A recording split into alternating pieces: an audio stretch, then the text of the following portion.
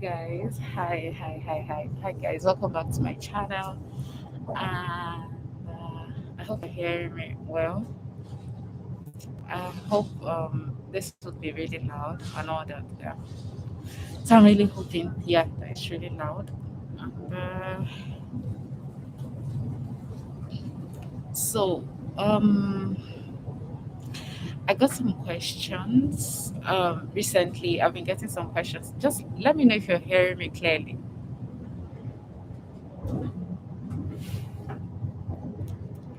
So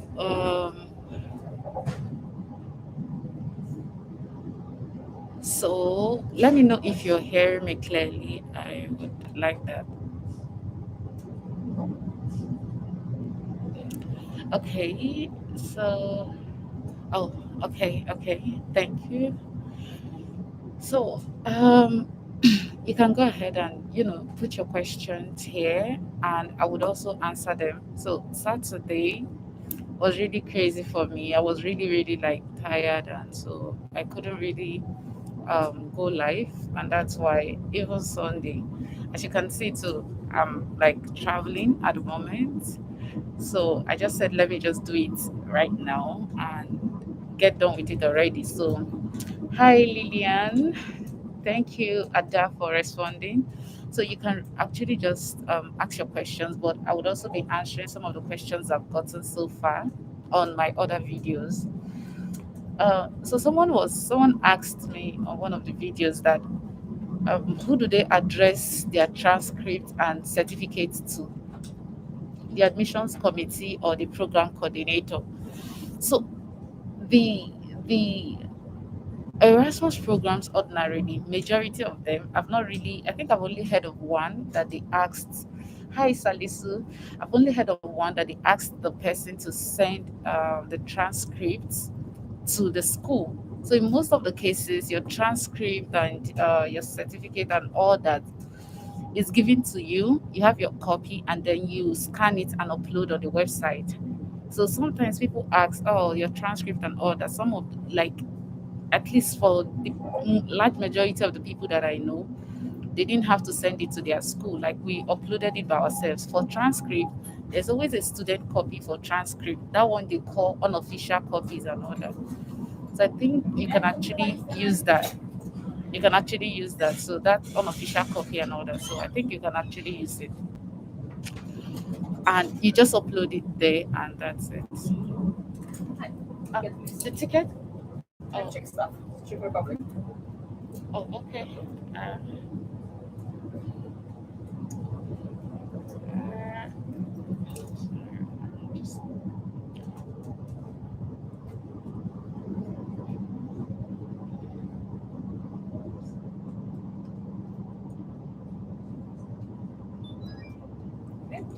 uh, okay.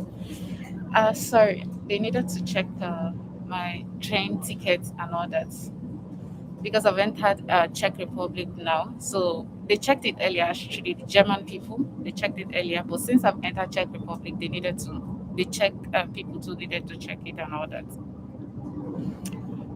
Okay, so back to the question. So I have answered that about your transcript and your certificate and all that. You don't need to probably address it to anybody. In most of the cases, you get your student copy, especially the transcript, and then you just upload it. So someone is asking, I think it's still Lillian. I'm just seeing your question here too now. And I think it's the same question about please, how did you go about the postgraduate English language test waiver from the University of Glasgow? And I think you still ask the same question here. Okay, so for the University of Glasgow, for the one I know, that's University of Glasgow, I didn't have to submit test of English.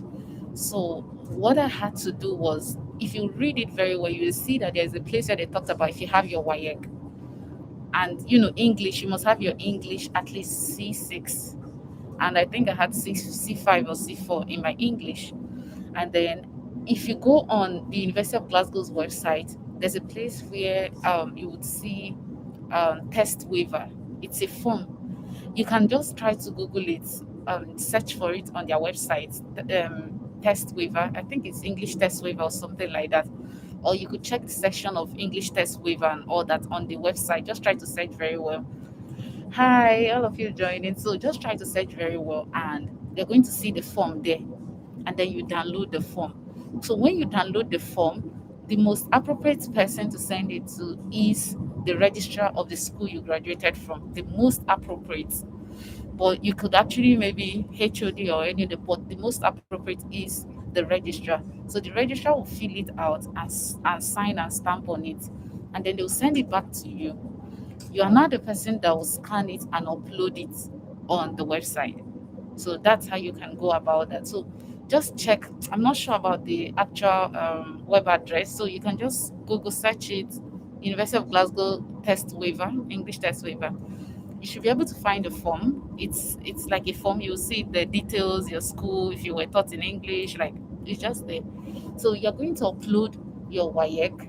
Okay, you have the form. Okay, yeah. So you upload your WAEC and also upload that form after your registrar has signed and stamped on it and filled it out, everything. Then you upload the form together. So you upload your WAEC and then the form. That's how you just go about it. If you have questions, just be dropping the questions while I answer the ones I am saying here. Uh, okay. I'm still looking out for other questions here. Okay, so somebody was asking here also, stating that does the proof of residency have to be from your state or your local government of origin or the LGA where you are currently residing? Um, I think the most appropriate is the LGA where you are residing. That's the most appropriate. But of course, it could come from maybe your state of origin or something like that. For me, as at the time, I was shuttling between River State, Zaria, and Abuja. But but then I had to make a choice within these three places. I was shuffling between these different places. So the most appropriate for me as at then for me to use was River State owned. And so I went to my local government. But then it was not also my local government of origin. So I had to use a different local government of origin. That's where I reside in River State, not my local government of origin, but it was my state of origin. So you can use where you are residing. You can actually just use it. It does not matter the state or the state of origin, the local government of origin, just where you are residing. Or if you feel you can get it easier and faster from your state, you could actually, especially if maybe you live in your state, you're shuttling between two different places, you can actually use that. For me, I was shuttling between three places as at the time. I was shuttling between my state, River State, I was shuttling between Abuja and then Zaria. And the most appropriate, like the one I felt more comfortable using was from River State. But it was not, though I'm from River State, but then it was not my local government of origin. It was my the local government where I was residing. Yeah, so you could actually use anyone. Then, so someone was also asking me here that, please, at what point did you authenticate your document at the Ministry of Education and Foreign Affairs? After you got the admission or during the application process? So I think different universities and different countries have, don't mind me, I'm bending forward so that you can hear me and so that I don't have to shout too much. So I think different schools and different applications have their different requirements. It's important for you to be sure if the country and school you're applying to would require you to authenticate your documents. Some programs would require you to do that before application or during application. Others would require you to do that after after you've gotten the scholarship. So for me, while I was applying, because I went to the UK, so there was no need of doing any form of authentication and all those things as at the time, because I went to the UK. There was no need. So long as I had my WAEC and all that, there was no need. I didn't do any authentication. Also, when I was going to Dublin, also, I didn't have to do any authentication. I just applied for my visa and all that. The only thing with my Dublin was they required me to have a test of English for visa application, not for the university, for visa application. So I got that. I did that when I was in Glasgow. So I took my test of English when I was in Glasgow. But then when I was now coming to Prague, Czech Republic, the embassy required me to authenticate my documents and translate them. So I had to authenticate them. So it was not even the school that required me to authenticate it and translate. It was the embassy. So you just have to know. So it was not a school requirement for me to authenticate those documents. It was embassy requirement. So you just get to know the differences and all that. Okay, so just find out from your program and all that. It's not because I said I authenticated. That does not mean that you have to authenticate. So you just have to know. Some people would not have to authenticate their documents until they are done with Erasmus and all that. It just depends on the country and program also. So Salisu is asking here now. The first question is about the EMA SOP reviewing. The first call was only for those that the application deadline was 6 days from the time. For your own case, from now to application deadline for the program is 6 weeks from now. Should I wait for the next call? Is instructed as instructed on Messenger DM, or I can send it now. I think you should just be following the Erasmus Mundus page, Erasmus Mundus Nigeria page. You would always be seeing calls for to send in your SOP for review. So a lot of students and the page managers and all that, we have a lot on our hands, and so we're trying to schedule it in such a way that it does not overwhelm those that are doing the review. So just be following the page. There will be a call soon, very soon. There will be a call for another set and all that. So just follow the page, and yeah, you'll get those information. And then someone is also asking here.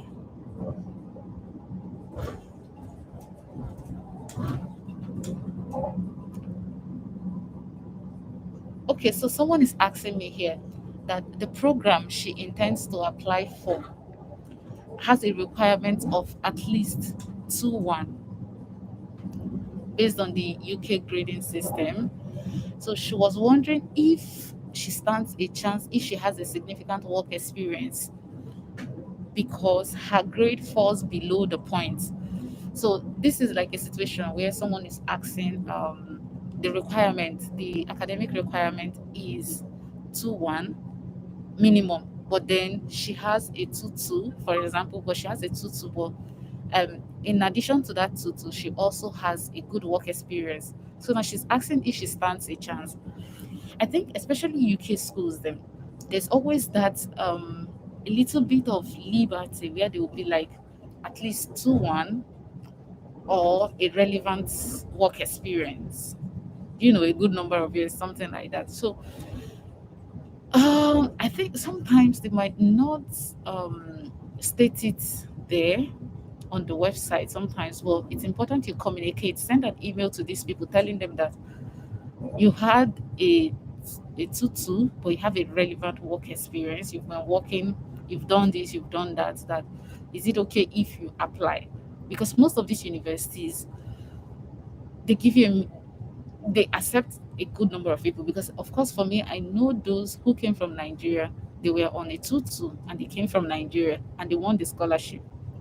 I know one had to do a postgraduate diploma to augment his own, and the other lady did not have a postgraduate diploma, but she had work experience and all that. So I think you stand a chance with a 2-2 and all that. But try to see if maybe you can take postgraduate diploma, or you can take MOOC, that's massively online, open online courses.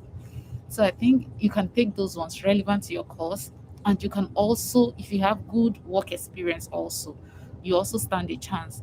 So you don't just limit yourself, but try to apply and show that you have a good work experience. And aside that you had a 2-2, A tutu is also good. It's good. So aside that you had a tutu, you can show that aside having this tutu, you have been improving yourself. You have, been working relevant experiences, and you have been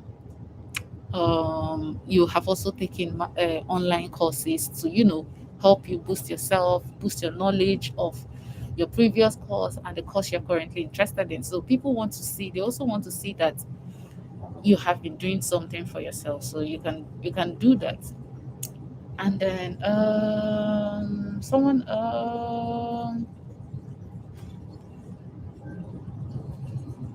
okay, so someone is asking me here, and this question is specifically for those who just graduated or about graduating. So the person is asking, um he said, I just graduated and my last semester transcript hasn't been uploaded on the portal. I was thinking I would miss out on the deadline. Like, no. So for those people who are maybe in final year, so you have your transcript from first year to third year, or those people who just recently finished, and so they're still compiling your results, and so you don't have your transcript for the last year, please go ahead and apply. For most Erasmus courses, I'm saying most because at least I've not seen anyone that would say you shouldn't apply because your last transcript is not available. So that's, I've not seen anyone, but I'm still using most. At least I know a good number of them. So most Erasmus courses would require you to be in at least your final year. So they understand that you're in your final year. What you need to do is gather your transcript, the one you have from your first year, second year, your third year. That's for those schooling in Nigeria because our system is at least 4 years education. For those schooling in other countries and all that, it depends. So you can gather your transcript first year, second year, and you're in your third year, which is your final year for other countries. Gather those ones, gather the transcripts that you have at the moment and keep. So with it, you apply with those ones while you wait for your transcript to be available, the last one to be available. So you can also try to mention it in your SOP, that maybe your SOP, or just something, or upload a different document where you just write that you're waiting for your last transcript to be available. Just let them know, and you can also email the program and tell them that you're waiting for your last transcript and all that. But yeah, they would understand. They know. I know somebody who joined my program. The person was still in her final year when she applied and all that. And as at the time when we are getting ready to start the program, she was still writing her thesis and all that. So yeah, you can actually apply if you're in your final year, even though your last transcript is not available. You can apply. And then Salisu is asking here, there was no any specification of what I should answer or what I should explain in details, like research of interest or leadership experience in my motivation later. Okay, so usually they expect you to answer basic questions like, why are you applying? Why do you want to join the program? They expect you to answer that. They expect you to answer to show how your background program, that's your BSc or any other courses you've taken, how it relates to the program you're applying to show how you performed in your BSc. They expect you to show how you would be contributing to the program. In what way would you be contributing to the program when you're giving this scholarship? How would the scholarship impact your life? And they also expect you to show how the scholarship and the program would be useful in your future career. Like, how would it impact your future career? So they expect you to answer this question. So I have a video already on motivation letter where I stated things that needs to be contained in your motivation letter. I also went ahead to I also went ahead to state that to review my own SOP. So I have those videos on my YouTube here. You can go and watch them to give you a better insight on what is expected and all that. Don't mind me, I'm leaning forward so that I don't have to shout too much. So um, then I think this is the shape where we're. Then I think Salisa is also asking. Also, they didn't mention the word count. In how many words do you suggest to draft my letter that would be okay? Okay, so if they didn't also mention word count, Salisu, I think what you should do is a standard SOP has a word count between 600 to 1000. Even 1000 is too much, but between 600. So as you're getting to 600 words, start rounding up. As you're getting to 600 words, start rounding up. So your SOP should not go more than 1500. Like, you will bore the person that is reading it. So standard SOPs are 600, 700 words, 600, 700. So immediately you get to 600 words, just be rounding up. So don't let your SOP go beyond 1000. Like, even 1000 is too much. 1000 words is too much. So put it within standard 600, 700. Well, don't let it go beyond 1000. 600, 700 is standard. Okay. And you show proof of funds for anything.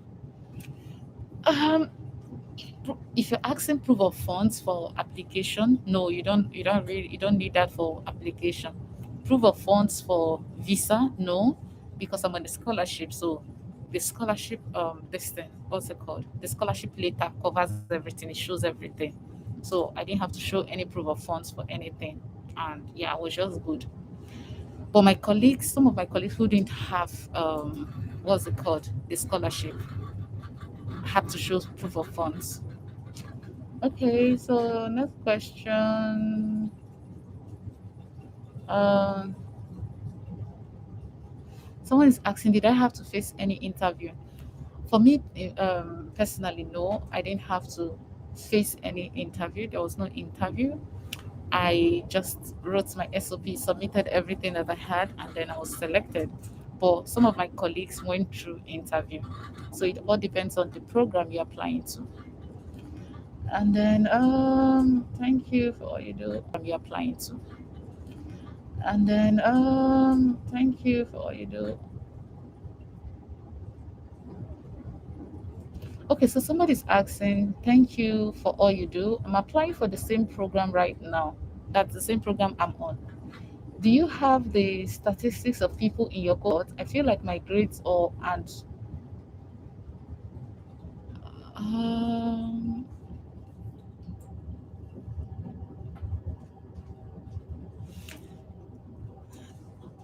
I don't know, but I think my network is down or something.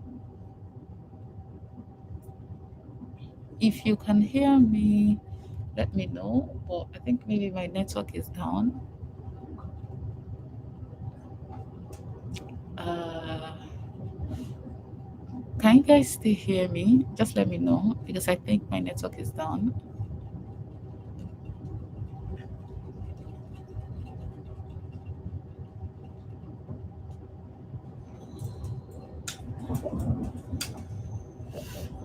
Uh,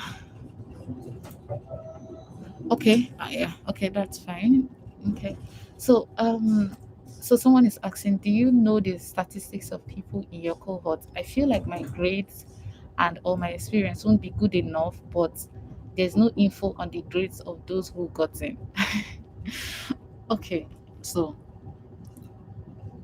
I think most of my colleagues or all of them are on the first class. I don't know, but yeah, I think a good number of them. So, um, talking about, maybe you're not able to get, so it's not just degree that they look at. It's not just degree that they look at. Like I stated that there are people from Nigeria from other programs that got in with a tutu. So it's not just the grades that they look at. They look at other things. So in my cohort at the moment, we are 80, we are 80, 80 something, and only 20 something are on the scholarship. So we are like 80 something, I think so. So 80 something. So and only 23 or so are on the scholarship. So, and we are the largest Erasmus program. My program, we're the largest Erasmus program, and so just apply. Don't be thinking too much about your grades or your experiences. You know what you have. You know that you pass. You tick the marks, the boxes, and all that. Just go ahead and just apply, and you stand a chance. Just go ahead and apply. You stand a chance. And then someone's also. If you still have questions, please go ahead and ask them here while I look at these ones here on my phone. Uh,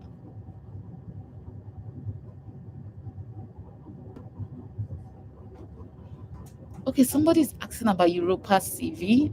I posted Europa CV link in one of my live stream, so you can check out some of the videos. But however, what I would do is I would also post Europa CV link after this video is ended. I'll post the link here so that you people can come and look at it. I don't know the Europa CV you guys use because I know a lot of people have been complaining and they will be like, the Europa CV that they see online, when they put their details, it disorganizes everything and it gives it a lot of space.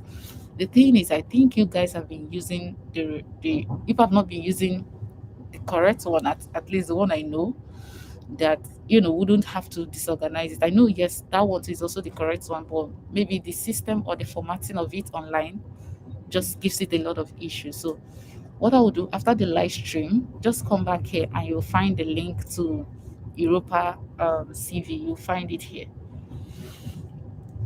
And then uh,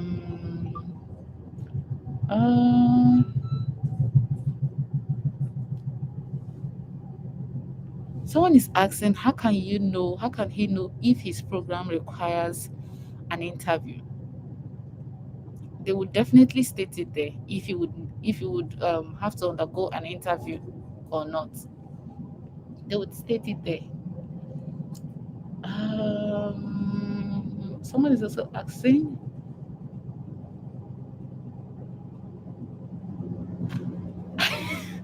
who is this?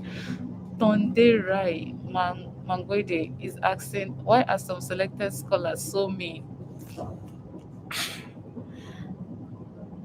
I I doubt that, but you need to give me context for me to understand what you're saying because scholars can't just be mean.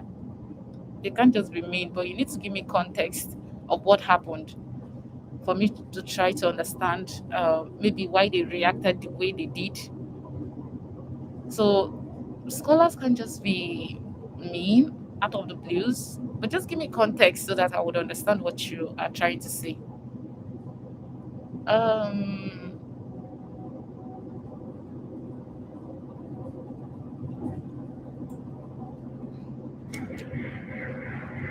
uh,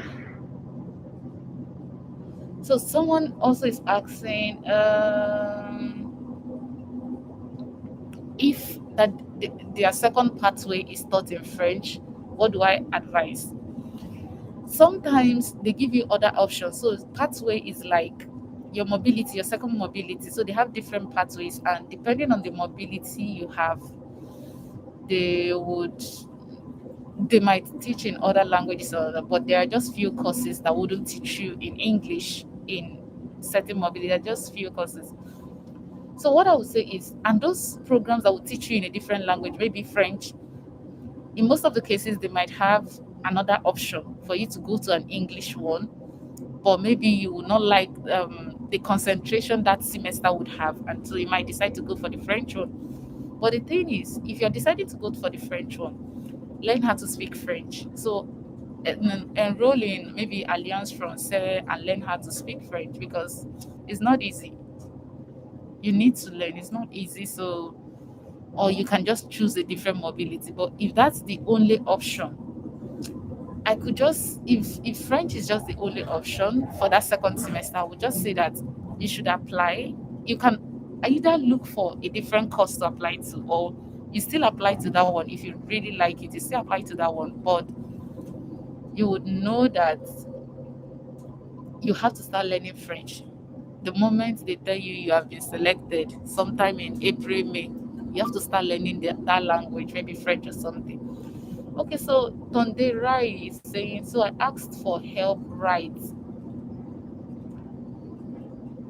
I asked for help, right? And she told me off like, bro, I applied on my own with no help. Just apply. If you're lucky, you're lucky. If not, then move. I don't. Okay, but I don't understand the first part of your. You asked for her help in writing your SOP, for her to write your SOP or what? Is that what you meant?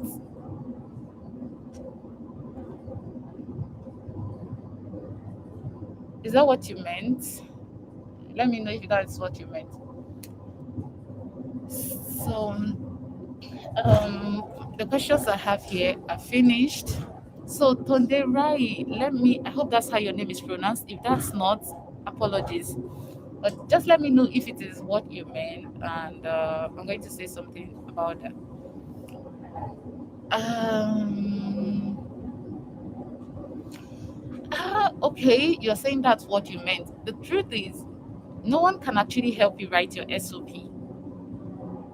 You actually have to write your SOP by yourself.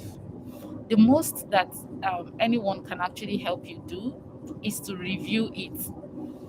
And in some of the cases too, these people have work to do, like they have school work and all that. And especially, you know, don't worry, a lot of you might not really understand it, but Erasmus is stressful. It's not like regular master's program. Erasmus is stressful compared to regular master's program and all that. So sometimes these people have a lot to do, and they, they might not be able to spare so much time. And then aside that, no one can actually help you write your SOP except maybe review. So if they are willing enough, they could actually help you review, and others they're like, nah, I don't have that time and all that. So yes, like a lot of people applied on their own without review. Like me, I applied on my own without reviewing anybody's work, without anybody reviewing my SOP and all that. Though when I got in, I helped a good number of people, at least chasing 30 to review, almost 30, at about, yeah, because it's over 20 people, at about 30 to review their SOP. And it actually impacted me too, because I had a lot of work and I had a lot of backlogs and all that. So some people might not be that willing to make such sacrifice, because obviously it's going to impact them on a whole lot of that. Even when you offer money, someone actually offered me money to review their SOP. Let me show you. But I told the person that I can't actually review your SOP for a good number of reasons. I already took the people that I would review their SOP earlier in the year, and they are the people I'm reviewing their SOP at the moment. And then aside that, I'm also one of the people coordinating the Erasmus Nigeria review of SOP. So I have a lot of work already. The people that I decided to review on a personal basis, in a personal note, the people that know me there, and then the people coordinating the Erasmus Nigeria. That's a lot of people applying. So I'm not actually accepting any more persons to review their SOP and all that. So it's a whole lot of work. And that's why I decided to be having these live chats and, putting out videos and all that. Because it's a whole lot of work. Like me now, I'm on the road now. I'm going back, I'm traveling, and I had to do this. So it's a whole lot of work. Sometimes people can't actually. So let me show you. I have a message here. Um,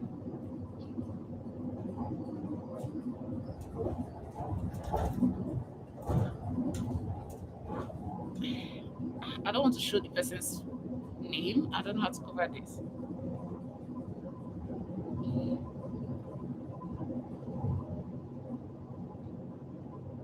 I don't know how to cover this, but yeah, hopefully the person's hopefully the person's details won't show. But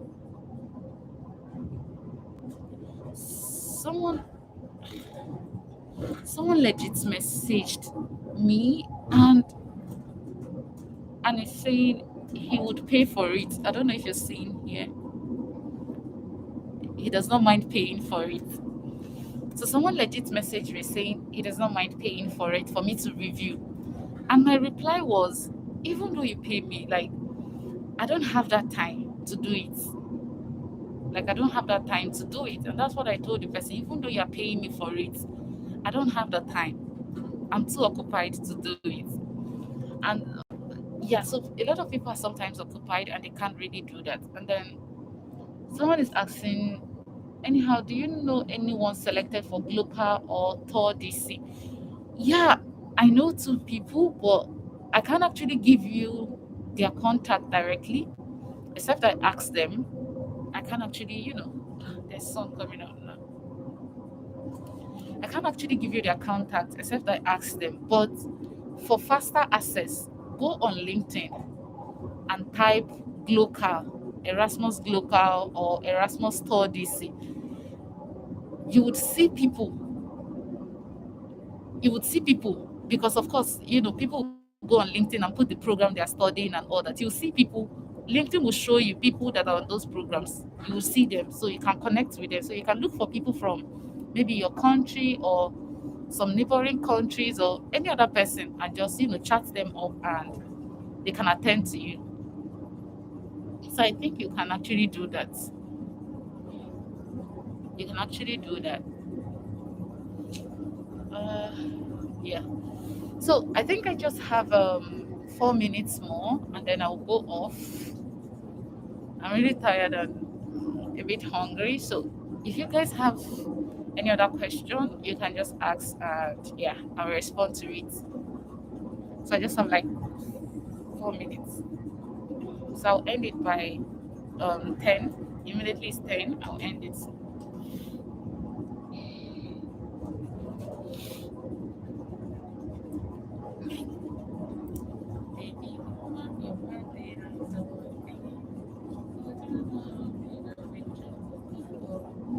Man, I'm even having.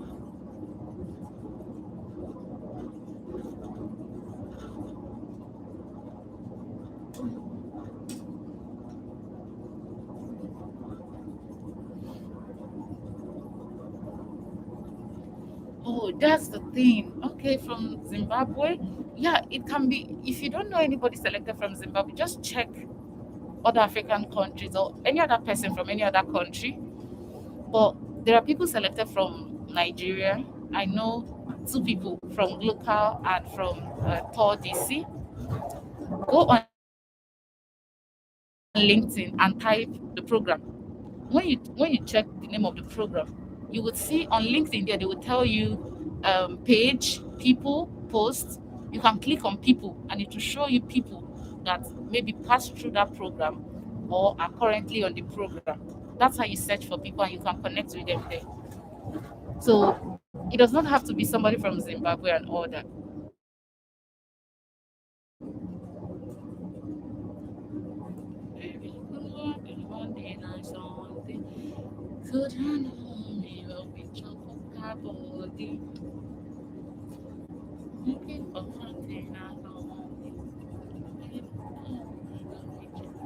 If you have any question, just ask. I have like 2 minutes and then I'll just go off.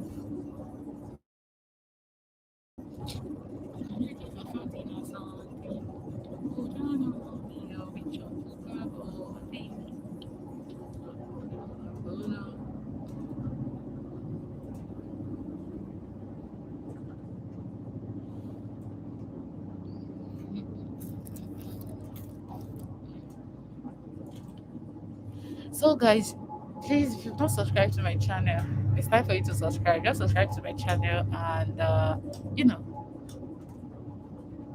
share my channel, introduce my channel to other people, and yeah. So, I'm actually going to even be having a live session with the Zimbabwe, not Zimbabwe, Zimbabwe is in my head now, with Kenyan Erasmus Mundus Association Kenya, from Kenya. You can join, ask your specific, you can join. So I'll be sharing the details here on the community profile. You would see it. I'll share the details, and yeah, you can join, and yeah, we'll have a chat, especially on country level. Anyways, yeah, it's nice having you guys here. Thank you so much for joining, Kennedy Wita. Hopefully, I pronounce your name very well, Kennedy Wita. Thank you for joining, and I hope you got something from this session. If you guys have other questions, you can ask in the comment section, and I'll still do, regular videos and all that responding to the questions. So thank you guys, and yeah, I will see you some other time. Bye. Thank you for joining me on this train Q&A. Thank you. Bye.